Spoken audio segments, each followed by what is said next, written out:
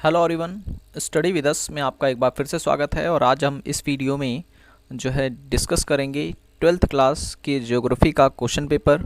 ये question paper 2018 का है, ठीक है। और इस क्वेश्चन पेपर में जो है आंसर भी दिए गए हैं, तो इस तरीके से ये जो है आपके लिए सुपर इम्पॉर्टेंट हो जाता है, क्योंकि जो पेपर है वो अब करीब है इसका, तो इसलिए आपको जो है इस पर फोकस करना चाहिए।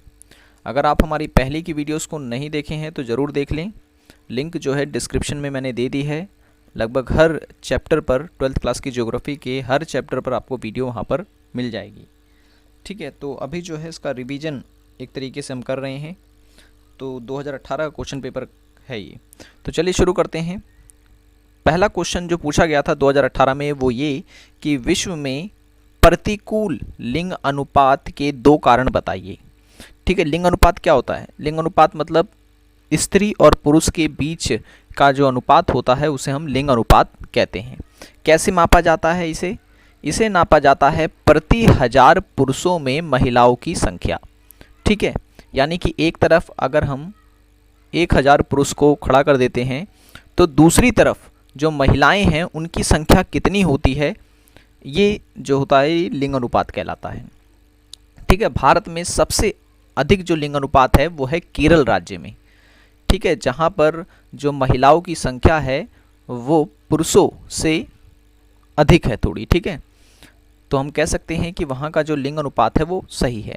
जबकि सबसे कम लिंग अनुपात जो है वो हरियाणा राज्य का है, जहाँ पर अगर हम 1000 पुरुषों को एक तरफ खड़ा करें तो महिलाओं की संख्या लगभग 800 ऐसे कुछ है, ठीक है। तो हम कह सकते हैं कि हरियाणा में जो लिंग अनुपात है वो काफ़ी कम है। तो क्वेश्चन ये कह रहा है कि विश्व में यहाँ पर बात की जा रही है। अभी मैंने जो बताया आपको भारत के संदर्भ में था, आंकड़े वो भारत के थे, लेकिन विश्व में जो है प्रतिकूल लिंग अनुपात के 2 कारण बताइए। तो पहला जो कारण हो जाता है वो हो जाता है अधिक प्रवास। होता ये है कि जो विकासशील देश में जो पुरुष होते हैं वो रोजगार की तलाश में जो है एक जगह से दूसरे जगह जाते हैं, एक देश से दूसरे देश में जाते हैं। तो इससे भी होता यह है कि महिलाओं की संख्या जो है वो उस क्षेत्र में अधिक रहती है, लेकिन पुरुषों की संख्या जो है वो कम हो जाती है। क्यों? क्योंकि वो दूसरे क्षेत्र में चले जाते हैं। अब यहाँ पर जो है लिंग अनुपात प्रतिकूल हमें दिखाई देगा। कहीं पर पुरुषों की संख्या अधिक हो जाएगी जबकि महिलाओं की संख्या जो है पर्याप्त ही रहेगी, ठीक है ना। जैसे मान लें अगर कोई व्यक्ति जो है इस स्थान से यहाँ चला गया, ठीक है, अगर पुरुष यहाँ से यहाँ आया है तो इसका मतलब ये है कि पुरुषों की संख्या यहाँ पर वृद्धि होगी और यहाँ पर पुरुषों की संख्या में कमी होगी, ठीक है। तो यहाँ महिलाएं अधिक हो जाएंगी, तो हम कहेंगे यहाँ पर तो जो लिंग अनुपात है वो अनुकूल है, जबकि यहाँ पर प्रतिकूल हो जाएगा, ठीक है। तो पहला कारण तो यही हो जाता है कि भाई प्रवास होता है पुरुषों का। दूसरा ये कि विकासशील देशों में जो बालिकाएँ होती हैं उनको कम महत्व दिया जाता है, जन्म लेने से पहले ही उन्हें मार दिया जाता है, ठीक है, गर्भपात करवा दिया जाता है। और इसी कारण जो है सरकार ने जो मशीन होती है जिससे ये पता किया जाता है कि जो गर्भ है उसमें पुरुष है या महिला है, ठीक है ना, जेंडर को चेक करने वाली जो मशीन है उसको अब बैन कर दिया है। इस पे जो है एक वो भी दिया गया था, पिछली बार जब प्री बोर्ड का एग्ज़ाम हुआ था केस स्टडी भी आई थी इसके ऊपर एक, ठीक है। ओके, तो विकसित देशों में जन्म दर कम पाई जाती है, ठीक है। विकसित देशों में जो है जन्म दर भी कम पाई जाती है महिलाओं की। तो ये कारण है जिससे कि विश्व में लिंग अनुपात जो है प्रतिकूल होता है, ठीक है। नेक्स्ट है डिजिटल डिवाइड क्या है? डिजिटल डिवाइड क्या है? तो डिजिटल डिवाइड का मतलब सीधा सा है कि आज हम सबको पता है कि जो सूचना संचार है उस तकनीक का प्रयोग पूरा विश्व करता है, लेकिन कुछ देश ऐसे हैं जहां पर ये प्रौद्योगिकी जो है बहुत ही उच्च स्तर पर है, ठीक है, जहां पर बच्चा बच्चा जो है टेक्नोलॉजी से परिचित है। जबकि कई ऐसे क्षेत्र भी अगर आपको देखने को विश्व में मिल जाएंगे जहां पर जो है अभी सूचना प्रौद्योगिकी नहीं पहुंच पाई है, ठीक है। तो वो लोग जो हैं सूचना प्रौद्योगिकी से वंचित हैं। तो हम कह सकते हैं यही जो है ये डिजिटल डिवाइड कहलाता है, ठीक है।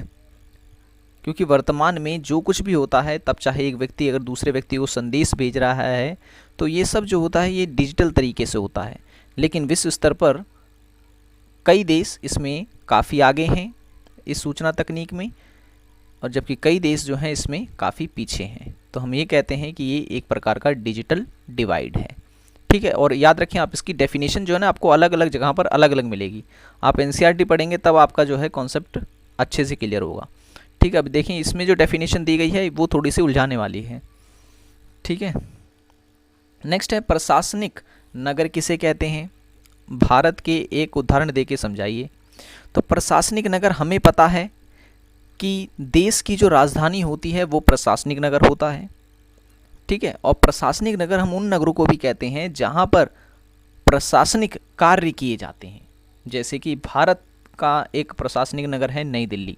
अब नई दिल्ली में जो है संसद भवन है, नई दिल्ली में ही सुप्रीम कोर्ट है। ठीक है, तो यहाँ पर सब क्या होता है? प्रशासनिक कार्य होते हैं, तो इसे हम कहेंगे प्रशासनिक नगर। नेक्स्ट है स्वर्णिम चतुष्कोण की व्याख्या कीजिए। अब ये जो है ये सड़क के बारे में है। ठीक है, ये एक सड़क है जो कि 4 क्षेत्रों को आपस में जोड़ती है, जिसमें पहला आ जाता है दिल्ली, फिर दूसरे पे आ जाता है यहाँ पर चेन्नई। ठीक है, चेन्नई, फिर मुंबई, सॉरी कोलकाता। ठीक है, कोलकाता, और फिर यहाँ पर आ जाता है चेन्नई। चेन्नई 2 बार हो गया, 1 मिनट। कोलकाता, मुंबई, दिल्ली और चेन्नई। ठीक है, अच्छा ये कोलकाता है, यहाँ पर मैं ऐसे बना दे रहा हूँ। ठीक है, दिल्ली, मुंबई, कोलकाता और चेन्नई, ये 4 क्षेत्रों को जोड़ने वाली एक सड़क है, और इसे जो है स्वर्णम चतुष्कोण कहा जाता है इसे। और ये जो सड़क है वो 5846 किलोमीटर लंबी है। ठीक है, 5846 किलोमीटर लंबी है ये, और 4 से 6 लेन वाले जो उच्च संघनता के यातायात गलियारे हैं इसमें सम्मिलित हैं। ठीक है, ओके। तो जब भी स्वर्णिम चतुष्कोश के बारे में पूछे तो आप याद रखें ये एक प्रकार की सड़क है। नेक्स्ट है मार्केट ग्रेडिंग किसे कहते हैं? तो याद रखिए मार्केट ग्रेडिंग जो है वो खास तौर से उपनगरों में विकसित किए जाते हैं, जैसे कि लंदन, मॉस्को, कैलिफोर्निया आदि।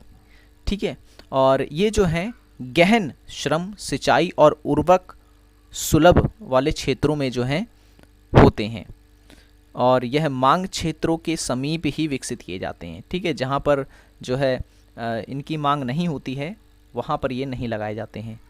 ठीक है, जब मैं चैप्टर करा रहा था तो मैंने ये सारे के सारे पॉइंट्स आपको करा रखे हैं। तो क्योंकि हम क्वेश्चन पेपर डिस्कस कर रहे हैं तो इसमें मैं बस थोड़ा थोड़ा आपको बस बताते जा रहा हूँ। व्यापार संतुलन क्या होता है? व्यापार संतुलन का मतलब होता है कि एक देश के द्वारा जितना निर्यात किया जा रहा है उतना ही अगर आयात किया जाता है, ठीक है ना, तो उसे हम कहते हैं व्यापार का संतुलन होना। ठीक है, आयात और निर्यात के अंतर को व्यापार संतुलन कहते हैं। ठीक है, नेक्स्ट है 2 सांस्कृतिक क्रियाओं के नाम बताइए जो भारतीय प्रदूषण के लिए उत्तरदायी है। तो पहला है उद्योग, दूसरा है धार्मिक मेले और तीसरा है पर्यटन। ये 3 तरीके से जो है ये सांस्कृतिक क्रियाएं हैं जो कि भारत देश को गंदा करती हैं या प्रदूषित करती हैं। नेक्स्ट क्वेश्चन यहाँ पे पूछा गया था कि मनुष्य प्रकृति पर अपने संसाधनों के लिए प्रत्यक्ष रूप में निर्भर रहता है। इस कथन को पर्यावरणीय निश्चयवाद की दृष्टि से समझाइए। अब देखिए पर्यावरणीय निश्चयवाद, सॉरी नियतिवाद बोले या निश्चयवाद बोले एक ही बात है। मैंने जब करवाया था पहला चैप्टर ज्योग्राफी का तो मैंने बताया था कि ये 3 विचारधाराएं हैं जो आपको याद रखनी है। एक तो है नियतिवाद, दूसरा है संभावनावाद और तीसरा है नवनीतिवाद या नवनिश्चयवाद। ठीक है, तो नीतिवाद विचारधारा क्या कहती है? नीतिवाद ये कहती है कि जो मनुष्य है, ठीक है, मनुष्य जो है, मनुष्य ये पूरी तरह से पर्यावरण पर निर्भर है या कहें कि प्रकृति पर निर्भर है, और अगर पर्यावरण ना हो तो ये मनुष्य जो है वो जीवित नहीं रह सकता है। तो इस विचारधारा में जो बल दिया जा गया है वो पर्यावरण को दिया गया है। जबकि अगर आप संभावनावादी विचारधारा पढ़ेंगे तो उसमें ये बताया गया है कि मनुष्य अहम है। ठीक है, मनुष्य अहम है, वो पर्यावरण को अपने नियंत्रण में रखता है। जबकि नव निश्चयवादी विचारधारा अगर आप पढ़ेंगे तो उसमें जो है दोनों को समान महत्व दिया गया है। ठीक है, तो आप ये पूरा का पूरा पॉइंट्स पढ़ सकते हैं, उसी के बारे में बताया गया है एग्जाम्पल देके। नेक्स्ट है, चीनी उद्योग गन्ना उत्पादक क्षेत्रों के पास स्थापित है, किन्हीं 3 कारणों की व्याख्या कीजिए या व्याख्या करें। देखें, चीनी उद्योग जो होते हैं वो खास तौर से वहीं पर लगाए जाते हैं जहां पर गन्ने का उत्पादन किया जाता है।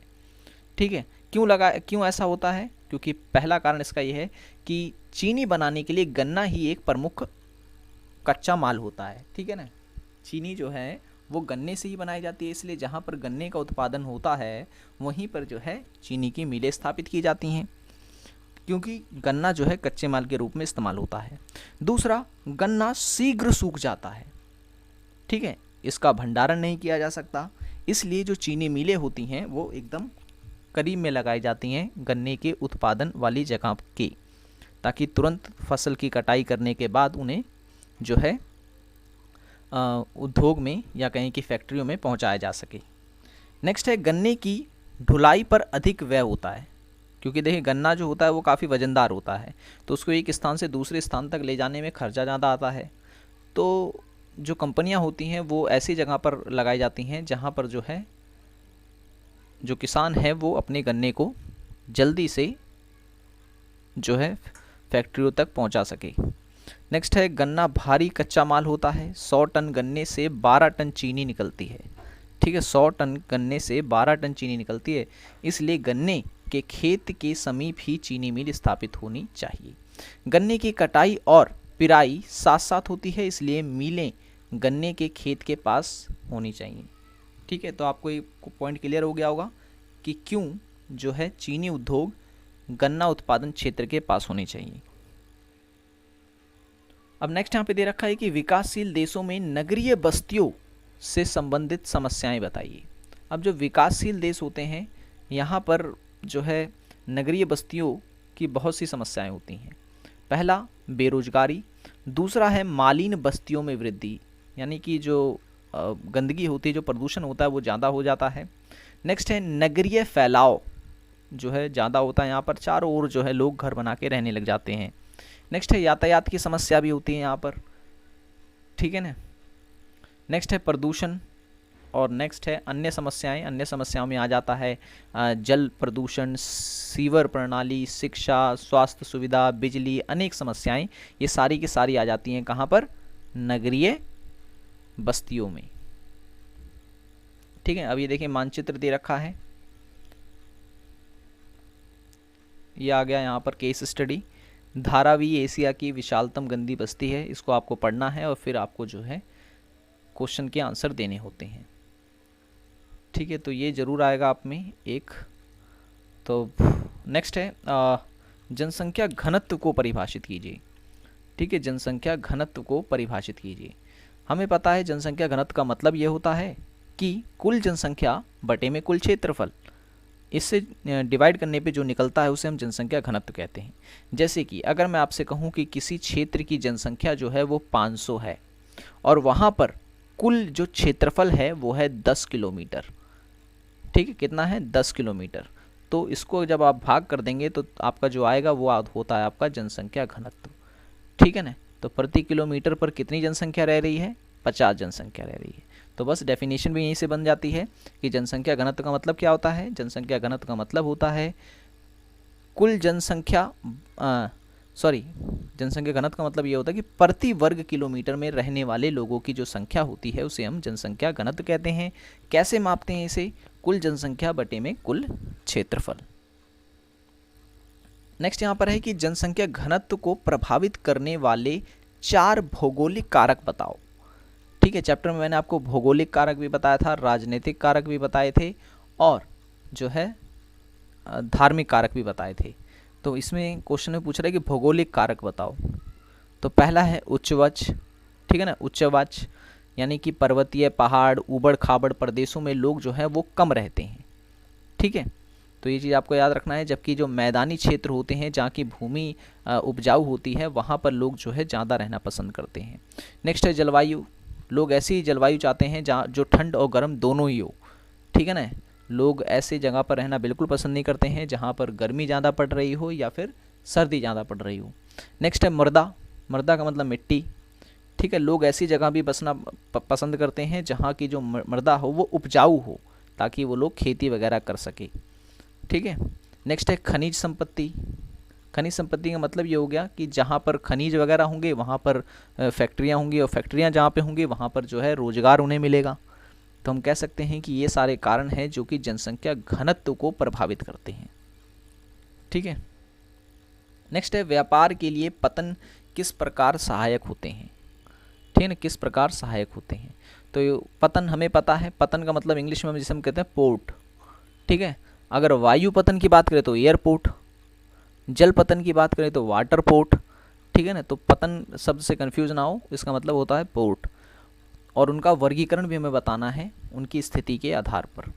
तो हमें पता है पतन जो होते हैं वो विदेशी व्यापार के केंद्र बिंदु के रूप में कार्य करते हैं, और वे अपने पृष्ठ प्रदेश से बाहर भेजे जाने वाली वस्तुओं का संकलन करते हैं। अगर मैं यहाँ पर आपको समझाऊं तो अगर मान लो ये भारत है, तो भारत को अगर कोई माल किसी विदेश में भेजना होता है तो वो समुद्र के रास्ते ही जाता है, ठीक है ना। आप देखेंगे तो यहाँ सब जो हैं हमारे पतन है सारे के सारे। कोई भी सामान होगा भारत में, यहाँ पतन तक लाया जाता है, फिर जहाज के रास्ते जो है उसे भेजा जाता है, ठीक है। क्योंकि हम कई सारी चीज़ें होती हैं जो वज़न जिनका ज़्यादा होता है, तो ज़्यादा वज़न वाली चीज़ें जो हैं एरोप्लेन से नहीं जा सकती, तो इसीलिए जो है जल मार्ग का प्रयोग किया जाता है। तो जल मार्ग के लिए बनाए जाते हैं ये जल पतन। पतन कितने प्रकार के होते हैं, तो यहाँ पर 4 प्रकार के पतन लिखे हुए हैं। पहला है अंतर्देशीय पतन। अंतर्देशीय पतन का मतलब होता है जो समुद्र तट से दूर स्थित होते हैं, थोड़े दूर स्थित होते हैं लेकिन देश के में ही होते हैं। जैसे कि अगर मैं मान लूँ ये है, तो ये अंदर का एरिया आप देख रहे हैं, तो ये जो एरिया कहलाएगा ये भी पतन कहलाएगा, लेकिन ये अंतर्देशीय पतन कहलाएगा, ठीक है। अंतर्देशीय पतन एक नदी या नहर के द्वारा जो है इन्हें जोड़ा जाता है। जबकि जो बाहरी पतन होते हैं ये क्या होता है, जैसे मान लो ये देश है, तो अब बड़े बड़े जहाज जो होते हैं उनके लिए ऐसे करके एक जो है पट्टी सी बना दी जाती है। अब यहाँ पर जहाज आएगा इस तरीके से, और यहीं से माल जो है उतरकर वो यहाँ देश तक लाया जाता है। तो जो देश से थोड़ा सा दूर या कहें कि अपने तट से थोड़ी सी दूरी पर बनाया जाता है पतन, उसे हम कहते हैं बाहरी पतन। ये खास तौर से बड़ी बड़ी जहाज़ों के लिए जो है बनाया जाता है, क्योंकि बड़ी जहाज़ें जो हैं वो तट तक नहीं आ पाती हैं, ठीक है। और ये गहरे पानी का पतन होता है ये। ओके, नेक्स्ट है तेलीय पतन। तेलीय पतन वही जो तेल का आदान प्रदान जहाँ से किया जाता है उसे हम कहते हैं तेलीय पतन, ठीक है। और पैकेज स्टेशन किसे कहते हैं, पैकेज स्टेशन का मतलब ये होता है कि फेरी पतन के नाम से भी इसे जाना जाता है, ठीक है। इसमें किसी विशेष रूप से छोटी दूरियों को तय किया जाता है। इसका मतलब ये हुआ कि अगर कोई छोटे मोटे सामान है, अगर आपको एक स्थान से दूसरे स्थान भेजना होता है तो उसके लिए पैकेज पतन का इस्तेमाल किया जाता है या पैकेज स्टेशन का प्रयोग किया जाता है। इसे फेरी पतन भी कहते हैं। इंदिरा गांधी नहर के बारे में बता दें, हमेशा क्वेश्चन पूछा जाता है इंदिरा गांधी नहर से। तो इंदिरा गांधी नहर कब बनी थी, ये 2010 में बन गई थी, ठीक है। 2010 में बन गई थी, और ये 650 किलोमीटर लंबी नहर है। कहाँ पर है, तो राजस्थान में है, और ये सतलज नदी को काट कर बनाई गई है, ठीक है। सतलज नदी से जो है इसमें जल लाया गया है इंदिरा गांधी नहर में। क्योंकि हम सब जानते हैं कि राजस्थान एक ऐसा राज्य है जहाँ पर पानी की बड़ी दिक्कत है, तो उसी दिक्कत को दूर करने के लिए इंदिरा गांधी नहर जो है बनाई गई थी। क्वेश्चन पूछ रहा है कि इंदिरा गांधी नहर कमान एरिया में सतत पोषणीय विकास को बढ़ावा देने के लिए उपाय सुझाइए। हमें उपाय बताना है जिससे कि वहाँ पर सतत पोषणीय विकास को बढ़ावा मिले। पहला ये है कि प्राथमिक आवश्यकता जल प्रबंधन नीति लागू की जाए, ठीक है। जो पानी होता है उसे कम से कम इस्तेमाल किया जाए, या कहें कि जल का प्रबंधन किया जाए। दूसरा, साधारणतः फसल प्रारूप में जल गहन फसलें सम्मिलित होनी चाहिए। नेक्स्ट, जल मार्ग बनाना व भूमि विकास आदि कार्यक्रम बनाए जाए। वहाँ पर मृदा लवणीकरण को दूर किया जाए, यानी जो मिट्टी में जो लवण हो जाते हैं या कहें कि नमक जो होता है उसको ख़त्म किया जाए।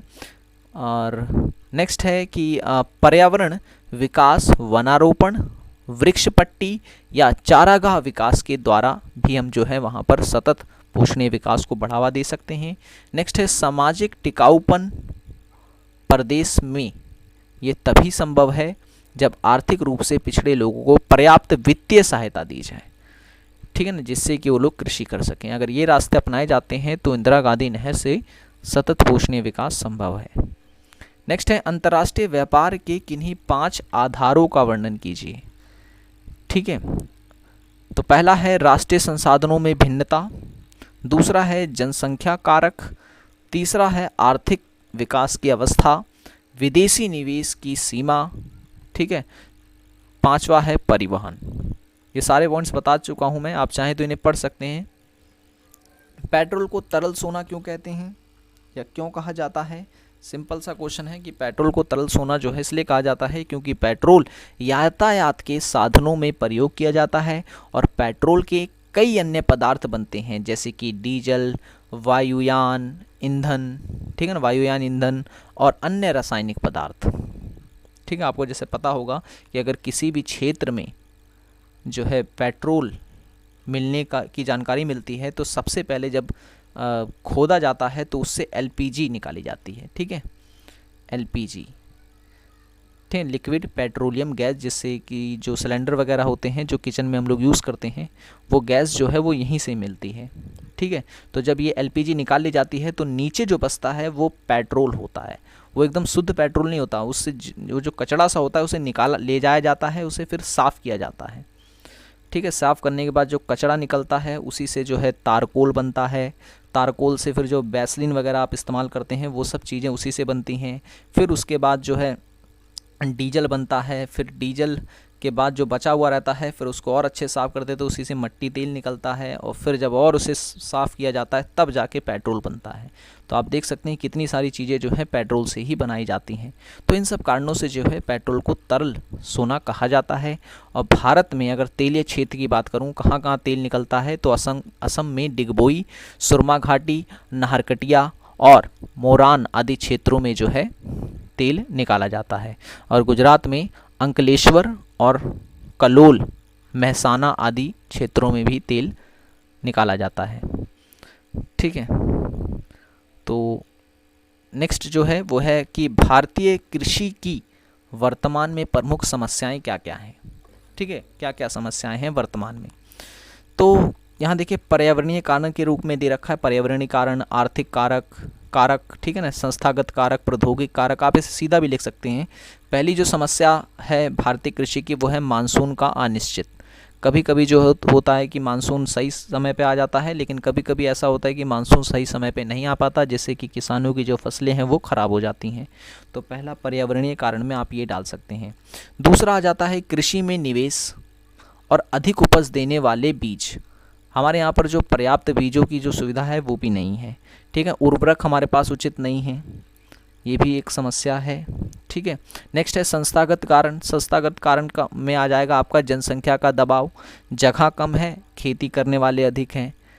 ठीक है, इससे जो है खेती प्रभावित होती है, तो ये भी एक प्रकार की समस्या है। नेक्स्ट है प्रौद्योगिकी की कमी। प्रौद्योगिकी का मतलब टेक्नोलॉजी। आप विदेशों में देखेंगे तो किसानों के पास कई प्रकार के नई नई टेक्नोलॉजी हैं खेती करने के लिए, लेकिन भारत में अभी ये टेक्नोलॉजी नहीं है पूर्ण रूप से, अगर है भी तो लोग उसका इस्तेमाल करना नहीं जानते हैं। तो ये सब समस्याओं में आ जाएगा। ठीक है, ओके, अब यहाँ पर आ गए हैं मैप। अब इन मैप को आप जो है कर सकते हैं। अब 2017 का क्वेश्चन पेपर है, ये मैं आपको अगले वीडियो में डिस्कस करूँगा। वीडियो पसंद आई हो तो लाइक करें, चैनल को सब्सक्राइब नहीं किया तो ज़रूर कर लें, और अगर आपने हमारी पहले की वीडियोस को नहीं देखा है तो ज़रूर देख लें, ताकि जो है आपका कॉन्सेप्ट और अच्छे से क्लियर हो सके। मिलते हैं नेक्स्ट वीडियो में। Thanks for watching this video.